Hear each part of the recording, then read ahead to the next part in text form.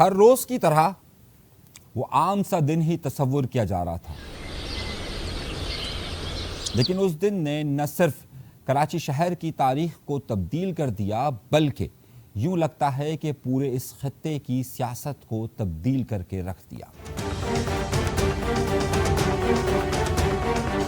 ایک دن وہ تھا جب 15 اپریل 1985 کو بشرا زیدی کا واقعہ رونما ہوتا ہے، اور ایک وہ دن تھا کہ جس کے بعد 41 سال کے بعد وہ وقت پھر لوگ یہ سمجھ رہے تھے کہ ایک ایسا وقت آئے گا کہ پھر کراچی کی سیاست تبدیل ہو جائے گی، جب 24 مارچ 2025 کو ملیر ہالٹ میں ایک واقعہ پیش آتا ہے اور ایک بچے کے لاش کو ہاتھ میں لے جا کر اس طریقے سے بتایا جاتا ہے کہ اس بچے نے ٹریفک حادثے میں جنم دیا اور وہ اس دنیا میں نہیں رہا۔ نہ صرف کراچی بلکہ پورے پاکستان کے اندر دکھ کا اظہار کیا گیا، اور اب یوں لگتا تھا کہ کراچی کی سیاست مکمل طور پر تبدیل ہو جائے گی، اور 41 سال کے بعد آج کا دن پھر وہ دن ہوگا کہ جب اندر خون ہی خون ہوگا اور اس کے بعد سیاست تبدیل ہو جائے گی، لیکن ایسا نہیں ہوا۔ کیوں ایسا نہیں ہوا؟ اور 15 اپریل کو ایسی کیا بات تھی کہ جب اس وقت نہ سوشل میڈیا موجود تھا، نہ اس وقت ٹی وی چینلز اس طریقے سے موجود تھے، نہ رسائی کے اس طریقے سے ذرائع موجود تھے، مگر خبر لمحوں میں پھیلتی ہے اور آگ گھنٹوں کے اندر اس شہر کو اپنی لپیٹ میں لے لیتی ہے، اور پھر دہائیوں تک یہاں پر سیاست کا جنم ہوتا ہے، اور دہائیوں تک یہاں پر جیے مہاجر کا نعرہ گونجتا ہے۔ آخر کیا وجہ ہوئی تھی اور کیوں ہوئی تھی؟ اور اس کے ساتھ ساتھ پھر جب 24 مارچ 2025 کو وہ ویڈیو وائرل ہوتی ہے تو اس کے بعد وہ گرماہٹ کیوں محسوس نہیں ہوتی، اور پھر سیاست وہ کروٹ کیوں نہیں لے پاتی؟ آج کے پروگرام کا اہم موضوع یہی ہوگا، لیکن اس سے پہلے آپ سب سے ایک چھوٹی سی درخواست کیے دیتے ہیں کہ اگر آپ نے چینل سبسکرائب نہیں کیا تو سبسکرائب کا بٹن ضرور دبائیے۔ اپنے پروگرام کا آغاز کرتے ہیں اپنے پروردگار کے شکر سے۔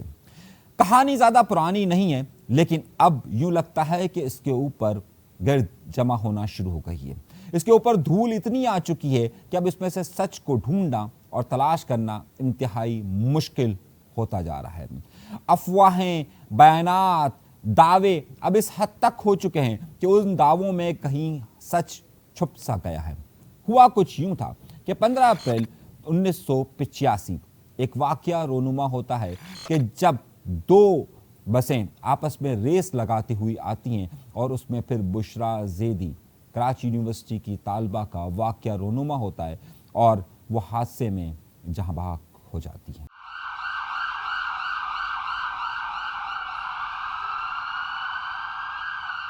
لمحوں میں یہ خبر کہ اس وقت کہ جبکہ نہ موبائل موجود ہیں، نہ واٹس ایپ گروپس موجود ہیں، نہ فیس بک موجود ہیں، نہ یوٹیوب موجود ہیں، لمحوں میں یہ خبر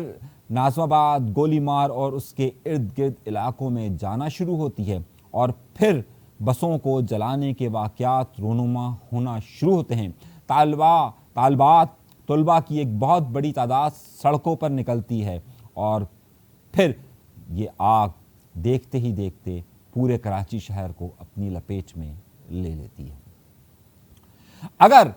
اگر ذرا سا ہم ماضی میں جائیں تو اگر آپ کو یہ واقعات تھوڑا سا آپ پیچھے چلیں تو آپ کو یہ اندازہ ہوگا کہ وہ 30 سال کس طرح سے گزرے جو 1947 سے 1985 تک آتے ہیں۔ پاکستان کے قیام کے فوراً بعد ایک بہت بڑی تعداد مہاجرین کی کراچی، حیدرآباد اور سندھ کے کئی شہروں میں آتی ہے، اور اس کے ساتھ ساتھ پورے پنجاب میں بھی آتی ہے۔ اپنا ایک کلچر، اپنی ایک تہذیب، اپنی ایک ثقافت لے کر یہ تمام لوگ کراچی شہر میں آتے ہیں۔ یہاں کا شہری نظام آگے کی طرف بڑھ رہا ہوتا ہے اور یہاں کا ماحول انتہائی مختلف ہوتا ہے۔ اسی دوران جو پہلا واقعہ رونما ہوتا ہے وہ ایوب خان کے زمانے میں ہوتا ہے کہ جب ایوب خان تمام اختیارات کے ساتھ فیلڈ مارشل بنتے ہیں تو وہ پاکستان کے دارالحکومت میں اپنا کنٹرول حاصل کرنے کے لیے یہاں پر ایک بڑی مائیگریشن کا انتظام کرتے ہیں، اور وہ ہے پشتون آبادی کا۔ یہ سلسلہ یہاں پر جاری رہتا ہے، اور یہی وجہ ہوتی ہے کہ جب فاطمہ جناح اور اور ایوب خان مد مقابل ہوتے ہیں تو کراچی کی سب سے گنجان آبادی سمجھی جانے والی اس وقت لیاقت آباد کے اندر ان کے بیٹے گوہر ایوب فائرنگ کرتے ہیں اور وہیں سے یہ نعرہ بلند ہوتا ہے، جیے مہاجر۔ دشمن بھی سن لے مہاجر، رانی کی راتیں مہاجر، علی گڑھ کی راتیں مہاجر، گنجا کی راتیں مہاجر، قبول کا ایکدم مہاجر، میں یاد دلاؤں مہاجر۔ یہاں پر بات آ کر رکتی نہیں ہے، اور پھر جب ایوب خان کے دور کے بعد ایک جمہوری نظام کے قیام کی بات ہوتی ہے اور سندھ کے اندر، اور جب دارالحکومت شفٹ ہو چکا ہوتا ہے کراچی سے اسلام آباد کی طرف، لیکن سندھ کا دارالحکومت اب بھی کراچی ہوتا ہے۔ پہلے کراچی کو جب پورے پاکستان کا دارالحکومت ہوتا ہے تو اس وقت خیبر پختونخوا سے لوگ آتے ہیں تاکہ یہاں پر ایوب خان کی اکثریت ہو سکے، اور اس کے بعد جب کراچی شہر دارالحکومت ہوتا ہے صوبہ سندھ کا تو اس وقت یہاں پر بات ہوتی ہے کہ اب یہاں پر اختیار کو اور اقتدار کو کیسے مضبوط کیا جا سکے۔ اس کے لیے ایک کوٹا سسٹم آتا ہے اور ایک لسانی بل پیش کیا جاتا ہے جس میں سندھی زبان کو ہر شخص کو پڑھنے کے لیے لازمی قرار دیا جاتا ہے، اور دوسرا واقعہ کوٹا سسٹم کا ہوتا ہے، اور پھر یہاں پر ایک بار پھر نعرہ بلند ہوتا ہے، جیے مہاجر۔ دشمن بھی سن لے مہاجر، رانی کی راتیں مہاجر، علی گڑھ کی راتیں مہاجر، گنجا کی راتیں مہاجر، قبول کا ایکدم مہاجر، میں یاد دلاؤں مہاجر۔ مگر کوئی مضبوط تنظیم اور مضبوط اسٹرکچر سامنے نہیں آتا، اور انہی دنوں کے اندر جب طلباء اور طالبات ان کالجز اور یونیورسٹیز کا رخ کرتے ہیں تو انہیں نئے کوٹا سسٹم کا سامنا کرنا پڑتا ہے۔ یہ کوٹا سسٹم اس نئے قانون منٹو کے نئے قانون سے بالکل مختلف ہوتا ہے کہ جس میں نیا قانون تو آ جاتا ہے لیکن تبدیلی کوئی واقعہ نہیں ہوتی۔ یہاں پر ہوتا یہ کہ قانون آنے کے ساتھ ہی سندھ اور کراچی میں خاص طور پر تبدیلیاں آنا شروع ہو جاتی ہیں۔ جن بچوں کے داخلے میرٹ پر ہو رہے تھے اب وہ کوٹا سسٹم کی وجہ سے ہو نہیں پاتے، اور اب اس کے لیے نعرہ لگتا ہے، جیے مہاجر۔ دشمن بھی سن لے مہاجر، رانی کی راتیں مہاجر، علی گڑھ کی راتیں مہاجر، گنجا کی راتیں مہاجر، قبول کا ایکدم مہاجر، میں یاد دلاؤں مہاجر۔ لیکن تیسری بار لگنے والا یہ نعرہ اب بالکل مختلف تھا۔ مختلف اس لیے تھا کہ اب یہاں پر باقاعدہ ان طلباء اور ان طالبات کو جن کو داخلے نہیں مل پائے تھے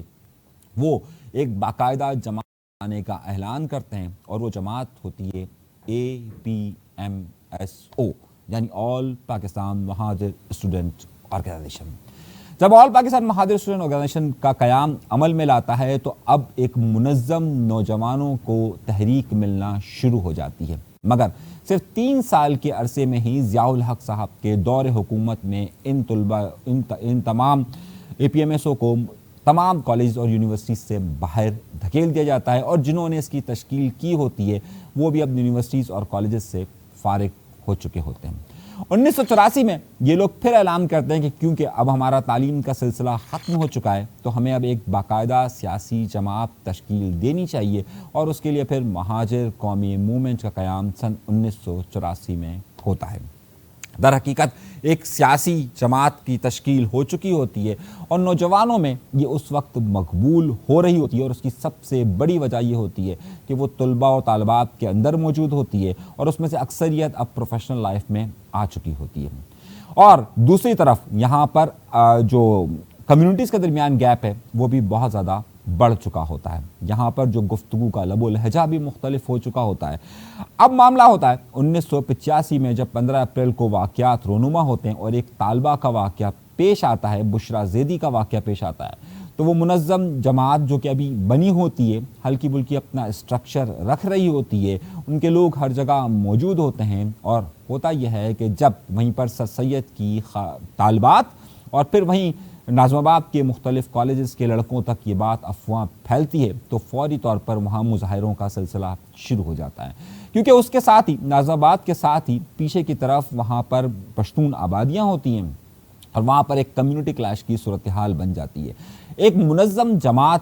ہونے کی وجہ سے، ایک منظم جماعت اور نئی تشکیل جماعت ہونے کی وجہ سے فوری طور پر وہ اپنا کنٹرول حاصل کرنا شروع کر دیتی ہے اور وہیں سے مہاجر قومی موومنٹ کے عروج کا وقت شروع ہوتا ہے۔ در حقیقت مہاجر قومی موومنٹ کا سب سے اہم مسئلہ یہ ہوتا ہے کہ وہ اپنی ابتدا سے ہی کانفلکٹ کا شکار رہی، لیکن اس کے ساتھ ساتھ ان کی دوسری بڑی کامیابی یہ تھی کہ وہ تنظیم سازی کا عمل بھی جاری رکھتی رہی۔ ابھی 1985 کی ہوا دبی نہیں ہوتی کہ 1986 میں پھر واقعات رونما ہوتے ہیں، 1987 کے واقعات رونما شروع ہوتے ہیں اور ان کے جو سربراہ الطاف حسین صاحب کی گرفتاریوں کا عمل بھی شروع ہو جاتا ہے، لیکن ان سب کے اندر ان کی تنظیمی اسٹرکچر دن بدن مضبوط ہوتا جاتا ہے اور اس مضبوطی کے ساتھ ساتھ ہوتا یہ ہے کہ 1987 کا الیکشن آتا ہے اور MQM مہاجر قومی موومنٹ بلدیات میں ایک بھاری اکثریت سے جیتتی ہے۔ حیرت انگیز طور پر ان کے سربراہ اس وقت الطاف حسین صاحب جیل میں ہوتے ہیں۔